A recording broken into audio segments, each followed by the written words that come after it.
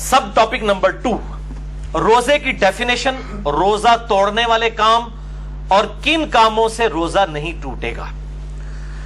मेरे भाइयों, अस्सौम अरबी जुबान के अंदर कहते हैं रुक जाने को, किसी काम से रुकने को, और शरीयत की इस्तिलाह में तुलुए फज्र यानी खत्म सहरी, फजर का वक्त दाखिल होने से लेकर गुरूब आफ्ताब तक नफसानी ख्वाहिशात और खुसूसन खाने पीने से और बीवियों से इज़दवाजी ताल्लुक कायम करने से रुक जाना, यह कहलाता है अस्सौम, रोजा। इस हवाले से डिटेल्ड डिस्कशन पिछली दफा मैंने की थी, सूरतुल बकरा का पूरा रुकू नंबर 23 कवर किया था।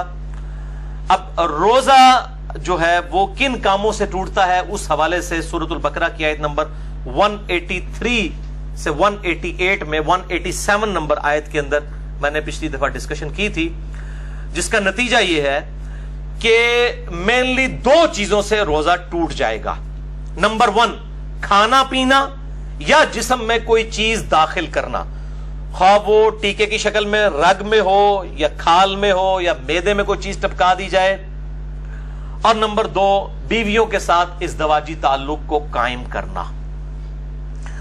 और सही बुखारी में इसको सपोर्टिव एक तालीकन रवायत मौजूद है, जिसकी सही इस्नाद अल मुसन्नफ इब्न अबी शैबा में और बाकी किताबों में आपको मिल जाएंगी। बहरहाल बुखारी में इमाम बुखारी 1938 नंबर हदीस की हेडिंग में ये लेकर आए हैं। इब्न अब्बास का कौल, वो फरमाते हैं कि रोजा जिस्म में कोई शय दाखिल करने से टूटेगा, कोई शय निकालने से नहीं टूटेगा।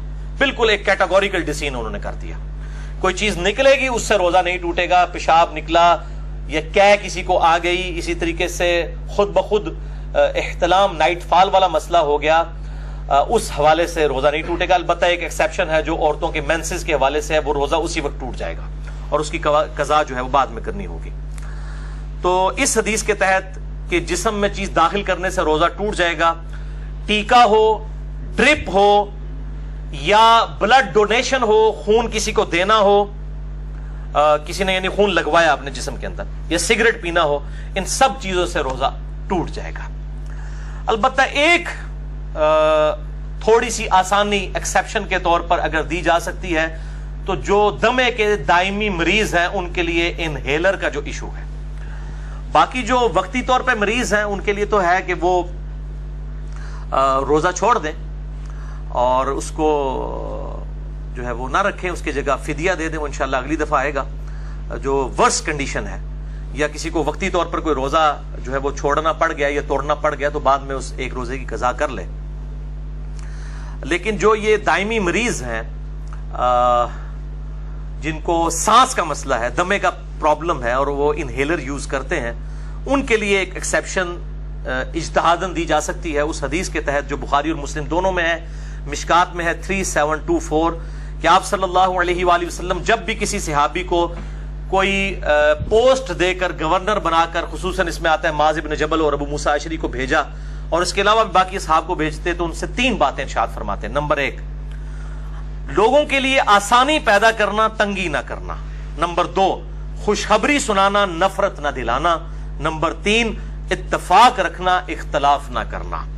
लेकिन ये इत्तफाक जो है वो झूठ की बुनियाद पर नहीं होना चाहिए, इल्मी दलाइल की बुनियाद के ऊपर। ये ना हो कि वो इत्तफाक के चक्कर में आप तौहीद के ऊपर भी, खत्म नबूवत के ऊपर भी कंप्रोमाइज कर लें। ये वो इत्तफाक नहीं है, वो फसाद है।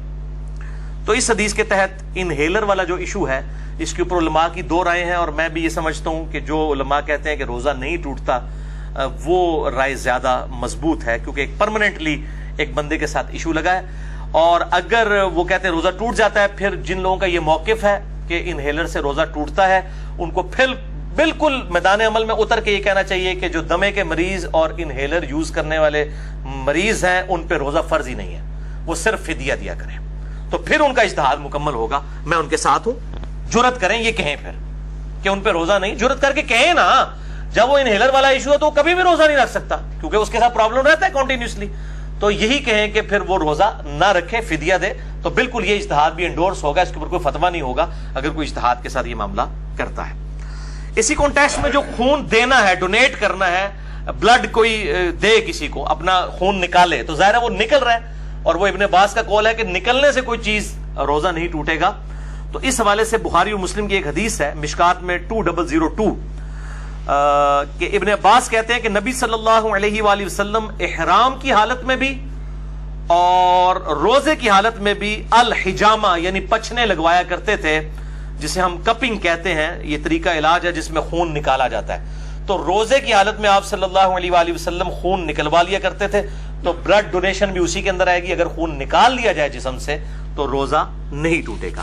البتہ اس میں ایک ایکسیپشن ہے، وہ صحیح بخاری میں حدیث ہے مشکات میں 2016 کے انس ابن مالک سے پوچھا گیا کہ آپ لوگ روزہ دار کے جو پچھنے لگوانے ہیں الحجامہ، اس کو نبی صلی اللہ علیہ وآلہ وسلم کے دور میں مکروہ کیوں جانتے تھے؟ تو انس ابن مالک نے کہا کہ ہم اسے مکروہ نہیں جانتے تھے، یہ بالکل ٹھیک ہے، ہاں مگر کمزوری کے سبب. اگر کسی کو یہ خطرہ ہو کہ وہ جب بلڈ ڈونیٹ کرے گا تو اتنی کمزوری ہو جائے گی کہ بلڈ پریشر اس کا ڈراپ ہو جائے گا اور روزہ نبھا نہیں سکے گا، تو ایک حدیث میں آتا ہے کہ آپ صلی اللہ علیہ وآلہ وسلم نے بھی پچھنے لگوانے کے بعد روزہ افطار کر لیا. اگر کمزوری والا معاملہ ہو تو پھر آپ روزہ توڑ سکتے ہیں اور اس کی ایک قضا کریں گے، اس میں کوئی گناہ بھی نہیں ہوگا. ظاہر مجبوراً ہی کسی کو بلڈ ڈونیٹ کیا جاتا ہے. اس حوالے سے صحیح بخاری میں تعلیقاً ایک روایت ہے مشکات میں 2017 کے ابن عمر روزہ کی حالت میں حجامہ کروایا کرتے تھے، پھر چھوڑ دیا. یعنی جب بوڑھے ہو گئے، کمزور ہو گئے، تو پھر وہ رات کے وقت میں الحجامہ کروایا کرتے تھے، پچھنے لگوایا کرتے تھے. اب اسی پہ جو کہہ والا ایشو ہے وامٹنگ کا، الٹی کر دینا جسے ہم کہتے ہیں اپنی مادری لینگویج میں، وہ بھی ہوگا کہ اگر کسی پہ کمزوری طاری ہو جائے الٹی کرنے کے بعد تو ٹھیک ہے، وہ روزہ اپنا اسی وقت کھول لے، بعد میں ایک قضا کر لے. اور اگر اس کو خود بخود جو الٹی آئی ہے، کہہ آئی ہے، اس کے بعد وہ روزہ چلا سکتا ہے، چلائے، کوئی روزہ نہیں ٹوٹے گا، کیونکہ جسم سے چیز باہر نکلی ہے. صحیح بخاری 1938 کی ہیڈنگ تعلیقاً کہ نکالنے سے کوئی چیز روزہ نہیں ٹوٹے گا. کہہ کا مسئلہ جو ہے جامعہ ترمذی، سنن ابی داؤد اور مشکات میں 2008 ہے کہ نبی صلی اللہ علیہ وسلم کو ایک دفعہ کہہ آئی تو آپ نے روزہ افطار کر لیا، یعنی کھول لیا. کہہ آئی تو روزہ کھول لیا کمزوری کے سبب. یہ کمزوری کا لفظ میں کیوں بول رہا ہوں؟ کیونکہ صحیح بخاری میں موجود ہے تعلیقاً 1938 کی ہیڈنگ کے اوپر حضرت ابو ہریرہ کہتے ہیں جب کوئی شخص کہہ کرے تو روزہ نہیں ٹوٹتا، کیونکہ اس سے تو چیز باہر آتی ہے، اندر نہیں جاتی. اور ابن عباس کا بھی قول ساتھ موجود ہے کہ روزہ ان چیزوں سے ٹوٹتا ہے جو جسم کے اندر داخل کی جاتی ہیں، نہ کہ ان چیزوں سے جو باہر نکالی جاتی ہیں. ان کی پوری اسناد مصنف ابن ابی شیبہ میں اور باقی کتابوں میں موجود ہیں، بخاری میں بھی تعلیقاً موجود ہیں. البتہ وہ حدیث جو پبلک میں مشہور ہے وہ بڑی کمزور ہے. ترمذی، ابو داؤد اور ابن ماجہ میں مشکات میں 2007 کہ آپ صلی اللہ علیہ وآلہ وسلم نے فرمایا جو شخص خود جان بوجھ کر کیا کرے انگلی ڈال کے، اس کا روزہ ٹوٹ گیا، اب وہ اس کی قضا بھی کرے گا. اور جس کو خود بخود آ جائے، یعنی خود نہیں اس نے کی ہے، آٹومیٹکلی آ گئی ہے طبیعت کی خرابی کی وجہ سے، تو اس کا روزہ نہیں ٹوٹے گا. یہ حدیث جو ہے اس کو امام ترمذی نے کہا یہ ضعیف ہے، اور انہوں نے کہا میرے استاد امام بخاری بھی اسے ضعیف کہتے تھے. امام ترمذی نے ساتھ لکھا اس میں حشام بن حسان مدلس ہیں اور ان سے روایت کر رہے ہیں، سما کی تصریح نہیں ہے. البتہ اس کو سپورٹیو ایک صحیح روایت موجود ہے موقوفاً ابن عمر رضی اللہ تعالیٰ عنہ سے. المصنف ابن ابی شیبہ میں انٹرنیشنل نمبر کے مطابق 9188 ابن عمر رضی اللہ تعالیٰ عنہ فرماتے ہیں جو شخص جان بوجھ کر کہہ کر دے، یعنی جان بوجھ کے انگلی ڈال کے، تو وہ شخص پھر اپنا روزہ افطار اسی وقت کر لے، اس کا روزہ ٹوٹ گیا. اور جس کو خود بخود کہہ آ جائے تو وہ اپنا روزہ کنٹینیو کر سکتا ہے. لیکن وہ بھی اگر کمزوری آ گئی تو وہ آپ حدیث سن چکے، آپ صلی اللہ علیہ وسلم کے ساتھ ایسا معاملہ ہوا. تو اگر کسی کو صبح ہی الٹی آ گئی ہے اور روزہ جو ہے وہ 15-16 گھنٹے کا، اس کو پتا پیٹ تو خالی ہو گیا، میرے تو بھوکنا کم ہو جائے گا، تو وہ کھول لے روزہ. پھر اس کو اجازت ہے کہہ والے کو کہ وہ روزہ نہ رکھے، اور اگر وہ چلانا چاہتا ہے تو چلائے، وہ روزہ شمار ہوگا. اسی طریقے سے بعض اوقات سحری کے بعد کھٹے ڈکار وغیرہ آ جاتے ہیں، تھوڑی سی الٹی گلے میں آئی، منہ میں آئی، پھر واپس چلی گئی، اس سے بھی روزہ نہیں ٹوٹے گا. البتہ عورتوں کو جو مینسز والا ایشو ہے اس پہ اجماع ہے کہ اسی وقت روزہ ٹوٹ جائے گا، چاہے افطاری سے 1 منٹ پہلے بھی اگر ایسا معاملہ ہوا تو روزہ اس کا ٹوٹ گیا، اس ایک روزے کی قضا کرنی ہوگی. البتہ جو احتلام والا ایشو ہے نائٹ فال کا مردوں کے ساتھ، اس کی وجہ سے روزہ نہیں ٹوٹے گا. اور اسی طریقے سے اگر کوئی جنبی حالت میں کسی نے صبح کی ہے تو بخاری مسلم میں حدیث میں انشاءاللہ اگلی دفعہ بیان بھی کروں گا کہ وہ بغیر غسل کیے سحری کھا کے روزہ رکھ سکتا ہے اور فجر کا وقت داخل ہونے کے بعد بھی غسل کر سکتا ہے. آپ صلی اللہ علیہ وآلہ وسلم سے یہ چیز ثابت ہے. البتہ اگر مشت زنی والا ایشو ہوگا ہینڈ پریکٹس کا، جو مسئلہ نمبر 155 میں میں نے ڈیٹیل سے سیکس کے ایشوز بیان کیے تو وہ روزہ توڑ دیں گے, اور اس پہ اب دو رائے ہیں. کچھ کہتے ہیں کہ وہ 60 روزوں والا کفارہ ادا کریں گے, اور بعض کہتے ہیں نہیں, اس کے بدلے ایک قضا کی جائے گی, اور یہی موقف جو ہے وہ مضبوط ہے. ظاہر ہے کہ اس کو اس کے ساتھ کمپیئر کرنا جو ہے وہ زیادتی ہے, یہ اس انٹینسٹی کا معاملہ نہیں ہے. اب دوسری مین چیز جو سورۃ البقرہ کی 187 نمبر آیت میں آئی کہ دوسری جو مین چیز جس سے روزہ ٹوٹ جائے گا وہ بیویوں کے ساتھ ازدواجی تعلق والا معاملہ ہے. اسی کانٹیکسٹ میں بخاری اور مسلم میں حدیث ہے, مشکات میں 2000 نمبر ہے اس کا, کہ اما عائشہ رضی اللہ تعالیٰ عنہ کہتی ہیں کہ آپ صلی اللہ علیہ وآلہ وسلم روزہ کی حالت میں اپنی بیویوں کا بوسہ بھی لیا کرتے تھے اور گلے بھی لگا لیا کرتے تھے, لیکن آپ صلی اللہ علیہ وسلم تم سب سے زیادہ اپنی خواہش پر قابو رکھنے والے تھے. یعنی وہ اس سے زیادہ پھر آگے نہیں جاتے تھے کہ اگر کوئی اس سے بھی آگے چلا گیا اور ازدواجی تعلق قائم کیا پھر تو روزہ ٹوٹ گیا. تو یہ پرسن ٹو پرسن پھر ویری کرے گا. سنن ابی داؤد میں حدیث ہے مشکات میں 2006, ایک آدمی نے آ کر آپ صلی اللہ علیہ وسلم سے پوچھا کہ کیا میں روزہ کی حالت میں اپنی بیوی کے ساتھ جو ہے وہ گلا لگانے والا معاملہ کر سکتا ہوں؟ تو آپ صلی اللہ علیہ وسلم نے اجازت دے دی. پھر ایک اور شخص آیا, اس نے یہی سوال کیا, آپ نے اجازت نہیں دی. اور حضرت ابو ہریرہ کہتے ہیں پہلا شخص جس کو اجازت دی تھی وہ بوڑھا شخص تھا, اور جو دوسرا تھا وہ جوان تھا, اس کو آپ صلی اللہ علیہ وآلہ وسلم نے اجازت نہیں دی. تو اب یہ ڈیپینڈ کرتا ہے, بوڑھا جوان ہونا بھی ضروری نہیں ہے کہ جو شخص اس حوالے سے قابو رکھ سکتا ہے اس کے لیے اجازت ہے, جو نہیں رکھ سکتا اس کے لیے پھر اجازت نہیں ہوگی. اب میرے بھائیوں اسی کانٹیکسٹ میں کچھ ایسے اعمال ہیں کہ جو روزہ کی حالت میں کر سکتے ہیں, اور کچھ ایسے ہیں جن کو کرنے سے روزہ نہیں ٹوٹے گا. وہ بھی سن لیجئے.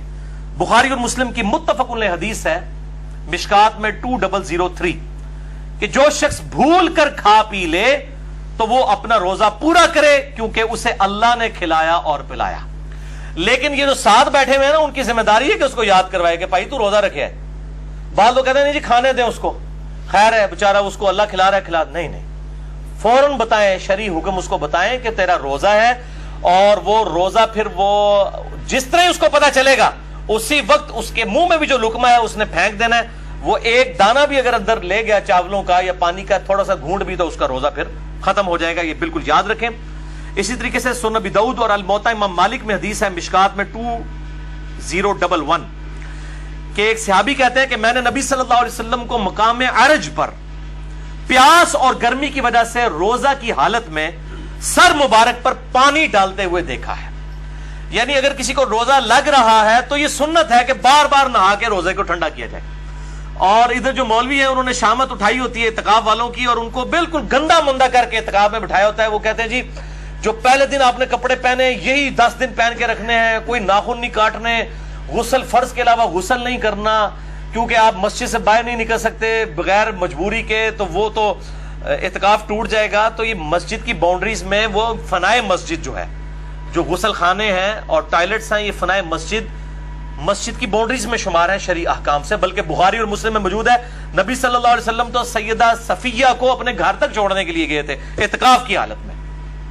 اپنے گھر آ کے کھانا بھی کھا سکتے ہیں, اعتکاف نہیں ٹوٹے گا, بل اور کوئی فالتو کام نہ کیے جائیں. تو اسی طریقے سے اگر کوئی غسل کرتا ہے گرمی کی وجہ سے تو سنت ہے, کوئی ایسا مسئلہ نہیں, کر سکتے ہیں. بلکہ اب تو الیاس قادری صاحب نے بھی اپنا فتویٰ واپس لے لیا ہے کہ وہ کہتے ہیں جی فتاوی رضویہ شریف کی ایک جلد اب چھپ گئی ہے, اس میں اعلیٰ حضرت کا بھی فتویٰ ہے کہ معتکف جو ہے وہ ضرورت کے بغیر بھی غسل بھی کر سکتا ہے, وضو بھی کر سکتا ہے. تو اب دعوت اسلامی والوں نے بھی اجازت دے دی ہے. پہلے انہوں نے وہ اسی طریقے سے گندا کر کے لوگوں کو بٹھایا ہوتا تھا, اور یہ اسی طریقے سے معاملے چل رہے ہوتے تھے. حالانکہ مطلب احادیث پہلے سے موجود ہے, لیکن جب بزرگوں کی کتابیں ڈسکور ہوتی ہیں, دریافت ہوتی ہیں, پھر ان کو کہتے ہیں ہاں جی واقعی جی دیسی بھی لکھے ایسی جی, ٹھیک ہے نا. تو وہ پرائرٹی تو بزرگ ہوتے ہیں. اسی طریقے سے صحیح بخاری میں تعلیقاً 1930 نمبر حدیث کی ہیڈنگ میں ہے کہ ابن عمر روزہ کی حالت میں گیلے کپڑے جسم پر ڈالا کرتے تھے. یہاں پہ بھی ہمارے پنجاب کے اندر رواج ہے, جب زیادہ گرمی ہوتی ہے لوگ رومال جو ہے وہ گیلا کر کے کپڑوں کو بھی گیلا کرتے ہیں. لیکن اس میں آپ اپنے کپڑے گیلے کریں, یہ لوگوں کے اوپر جو پانی پھینکتے ہیں اور کہتے ہیں جی کسی بڈھے ہوتے پانی سے اٹھتے بارش ہوتی ہے, یہ بالکل غلط بات ہے. اس طریقے سے کسی کے ساتھ یہ کام نہ کریں. اپنے ساتھ ضرور آپ کرنا چاہتے ہیں کریں, اور ایسا معاملہ بھی نہ ہو کہ آپ نے اتنے باریک کپڑے پہنے ہیں کہ آپ ان کو بالکل گیلا کر لیں اور آپ کپڑوں میں ہی ننگے نظر آ رہے ہو. یہ اس چیز کا بھی اہتمام کرنا چاہیے. جامعہ ترمذی, سنن ابی داؤد, سنن نسائی اور ابن ماجہ میں حدیث ہے مشکات میں 405 کہ آپ صلی اللہ علیہ وآلہ وسلم نے فرمایا روزہ کی حالت کے علاوہ ناک میں خوب پانی چڑھاؤ، غسل میں بھی اور وضو میں بھی، لیکن روزے کے علاوہ، کیونکہ روزے کی حالت میں اگر ناک میں آپ نے اوپر تک پانی پہنچایا تو اگر کسی کا غسل فرض ہے تو وہ بس نارملی ناک کو جتنا آسانی سے جاتا ہے اوپر تک، بہت اوپر نہ چڑھائے، کیونکہ اگر دماغ تک پانی پہنچ گیا اور حلق میں ایسا پہنچا کہ اندر چلا گیا، دونوں صورتوں میں روزہ ٹوٹ جائے گا۔ وضو، غسل، تیمم اور استنجا کے اوپر مسئلہ نمبر 42 میرا اہل سنت پاک .com ہماری ویب سائٹ پہ دیکھ سکتے ہیں۔ اب میرے بھائیوں کچھ اہم فقہی مسائل جلدی جلدی کور کر دوں۔ صحیح بخاری میں 1930 سے لے کر 1938 تک یہ جو کل 9 احادیث کی ہیڈنگز کے اندر امام بخاری تعلیقاً لے کر آئے ہیں، اور مکمل اسناد اس کی المصنف ابن ابی شیبہ میں موجود ہے بڑی ڈیٹیل کے ساتھ، اور اکثر چیزوں کے اوپر تو ان پہ اجماع ہے۔ نمبر 1 صحیح بخاری میں تعلیقاً ہے، عامر بن ربیہ کہتے ہیں کہ نبی صلی اللہ علیہ وآلہ وسلم کو میں نے روزے کی حالت میں اتنی دفعہ مسواک کرتے دیکھا ہے کہ میں شمار بھی نہیں کر سکتا۔ تو روزہ دار مسواک بھی کر سکتا ہے، ٹوتھ برش بھی کر سکتا ہے، لیکن ٹوتھ پیسٹ سے اجتناب کرے، اس میں ٹیسٹ والا معاملہ ہے، اور اس کے ٹیسٹ کو مسواک کے اوپر قیاس نہ کرے۔ البتہ اگر کوئی ٹیسٹ والا معاملہ کر بھی لیتا ہے تو روزہ نہیں ٹوٹے گا، کیونکہ جب تک حلق سے نیچے نہیں جاتا روزہ ٹوٹے گا نہیں، بچنے میں عافیت ہے۔ صحیح بخاری میں تعلیقاً ابن مسعود کا قول ہے کہ روزہ دار کنگھی اور تیل بھی لگا سکتا ہے بالوں میں۔ صحیح بخاری میں تعلیقاً انس بن مالک کا قول ہے کہ روزہ دار سرما بھی لگا سکتا ہے آنکھوں کے اندر، لیکن آنکھوں میں دوائی نہ ٹپکائیں، کیونکہ دوائی وہ سیدھی گلے کے حلق تک پہنچتی ہے، صرف سرمے کا مسئلہ ہے یا پانی کا، وہ جائز ہے۔ صحیح بخاری میں تعلیقاً ابن عباس کا قول ہے کہ روزہ دار ہنڈیا کا ذائقہ بھی چکھ سکتا ہے۔ چکھنے اور کھانے میں فرق ہے، چکھنا جو ہے وہ زبان کی نوک کے اوپر ہوتا ہے، یعنی نمک مرچ کو چکھ کے پھر تھوک دے۔ صحیح بخاری میں تعلیقاً حسن بصری تابعی کا قول ہے کہ اگر حلق میں خود بخود مکھی چلی جائے کسی کے تو روزہ نہیں ٹوٹے گا۔ صحیح بخاری میں تعلیقاً عطا بن ابی رباح کا قول ہے کہ اگر کلی کر کے پانی ایک دفعہ گرا دیا جائے، اس کے بعد جو تھوک میں نمی ہے حلق سے نیچے چلی جائے تو وہ روزہ نہیں توڑے گی، اور یہ مشکات میں 2018 پہ موجود ہے۔ بعض لوگ اتنے وہمی ہوتے ہیں، وہ جناب وضو کرنے کے بعد 10 دفعہ 20 دفعہ تھوکتے رہتے ہیں، ایک دفعہ تھوک دیا اس کے بعد جو نمی ہے وہ اندر چلی گئی، اس کی وجہ سے روزہ نہیں ٹوٹے گا۔ اللہ تعالیٰ نے لا یکلف اللہ نفسا الا وسعها، اور اس حوالے سے یہ جو شیطان کی پیروی ہے جو یہ بار بار جو لوگ اس حوالے سے کام کرتے ہیں۔ اب آخری ٹاپک نمبر 3 ہے، انشاءاللہ 5-7 منٹ میں کنکلوڈ ہوگا، باقی اگلے 5 ٹاپک اگلے ہفتے ڈسکس کریں گے، اور یہ ٹاپک نمبر 3 ہے روزوں کی قضاء اور کفارے سے متعلق۔ بھائیو 2 اصطلاحات ٹرمنالوجیز کو سمجھ لیجئے۔ نمبر 1 قضاء، یعنی چھوڑے ہوئے روزے کے بدلے میں ایک روزہ رکھنا۔ نمبر 2 کفارہ، شرعی پلینٹی، یعنی سزا کے طور پر اگر کسی نے جان بوجھ کے روزہ توڑا ہے اس کے لیے سزا کیا ہے۔ ایک روزہ تو رکھے گا، باقی جو اس کے لیے سزا ہے۔ اور اس پر اجماع ہے کہ اگر مجبوراً کسی نے روزہ توڑا، کوئی بیماری کی وجہ سے اس کو ڈرپ لگوانی پڑ گئی یا ٹیکا لگوانا پڑ گیا یا کھانا پینا پڑ گیا، کوئی شوگر کا مریض تھا، تو اس کو پھر اس کے بدلے میں ایک ہی روزہ رکھنا ہوگا، یعنی قضا کرنی ہوگی، کفارہ نہیں دینا ہوگا۔ اسی طریقے سے عورتوں کے ساتھ حیض والا مینسز والا ایشو ہوا، اس کے بدلے ایک ہی روزہ رکھیں گی۔ بخاری اور مسلم کی متفق علیہ حدیث ہے مشکات میں 2032۔ اما عائشہ کہتی ہیں نبی صلی اللہ علیہ وسلم ہم عورتوں کو حیض کی حالت میں چھوڑے ہوئے روزوں کی قضا کا حکم دیتے تھے اور نمازوں کی قضا کا حکم نہیں دیتے تھے۔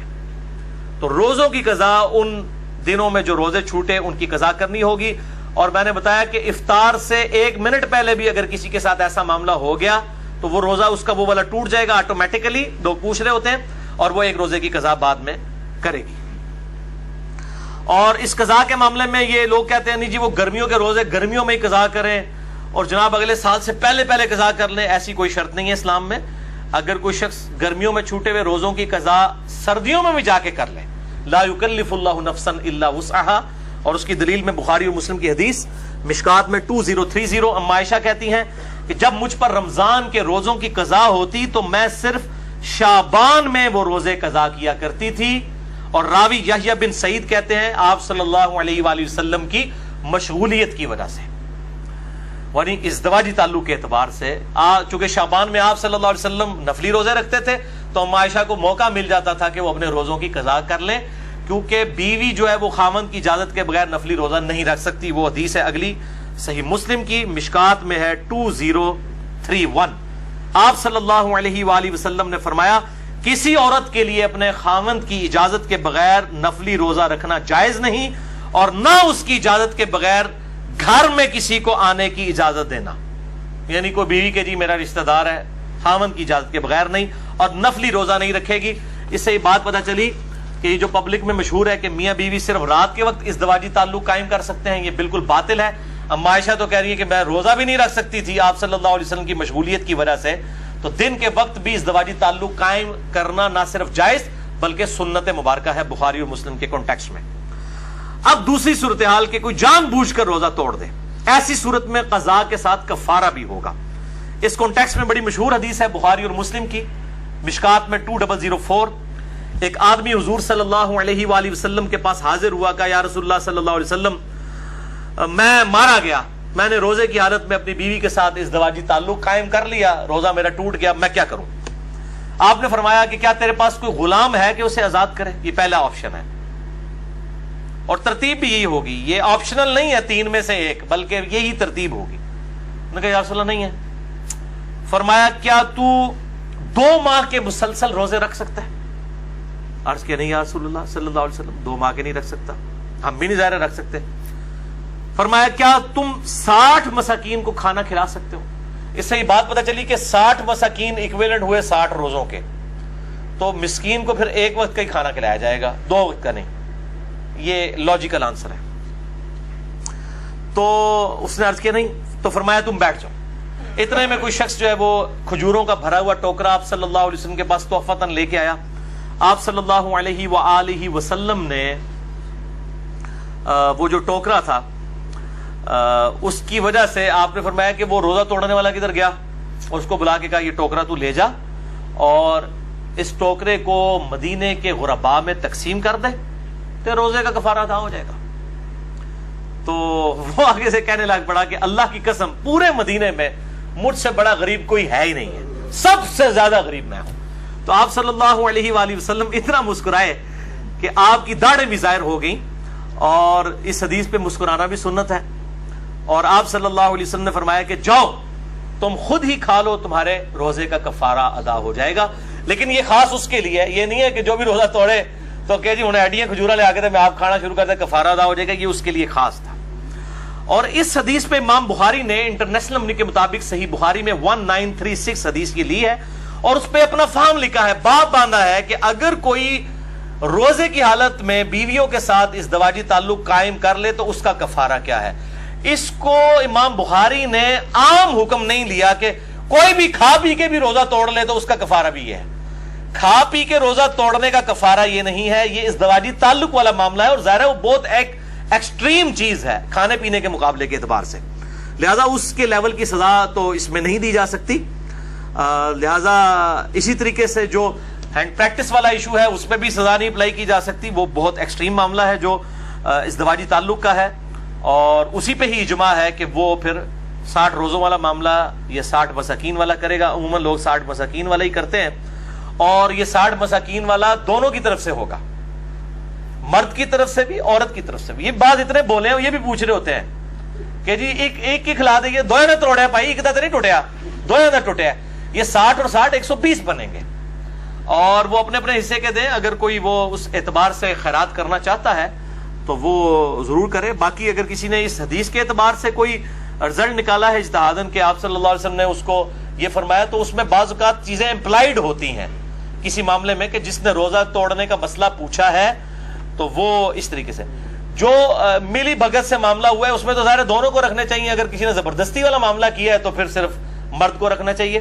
اور بہرحال اس حوالے سے اجتہاداً کوئی بھی ایشو اڈاپٹ کیا جا سکتا ہے. اب رہا کھا پی کے روزہ توڑنا، تو اس کے بارے میں ایک ضعیف روایت ملتی ہے، اور اس کو سپورٹیو ایک تابعی کا صحیح قول بھی ہے. پہلے ضعیف روایت سن لیں.